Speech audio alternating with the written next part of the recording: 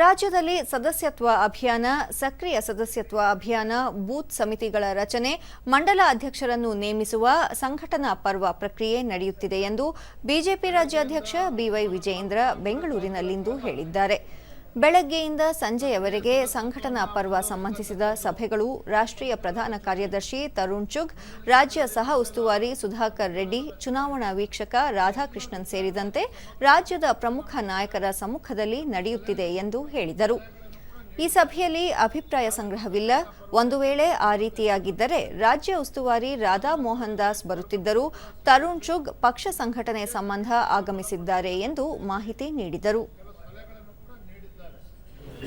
ಹಾಗಾಗಿ ಸಂಘಟನಾ ಪರ್ವದ ನಿಟ್ಟಿನಿಂದ ಇವತ್ತು ನಡೆದಿರ್ತಕ್ಕಂಥ ಸಭೆ ಎಲ್ಲ ಏನು ಸಲಹೆಗಳನ್ನು ನೀಡಿದ್ದಾರೆ, ಮಾರ್ಗದರ್ಶನ ನೀಡಿದ್ದಾರೆ. ನಮ್ಮೆಲ್ಲ ಜಿಲ್ಲೆಯ ಅಧ್ಯಕ್ಷರುಗಳು, ರಾಜ್ಯದ ಪದಾಧಿಕಾರಿಗಳು ಎಲ್ಲವನ್ನೂ ಕೂಡ ಗಮನದಲ್ಲಿಟ್ಟುಕೊಂಡು ಮುಂದಿನ ದಿನಗಳಲ್ಲಿ ಇನ್ನೂ ಕೂಡ ಸಂಘಟನಾ ಗಟ್ಟಿಗೊಳಿಸ್ತಕ್ಕಂಥ ಕೆಲಸ, ಬಲಪಡಿಸ್ತಕ್ಕಂಥ ಕೆಲಸ ನಮ್ಮೆಲ್ಲರ ಮುಖಂಡರ ನೇತೃತ್ವದಲ್ಲಿ ನಾವು ಮಾಡ್ತೇವೆ.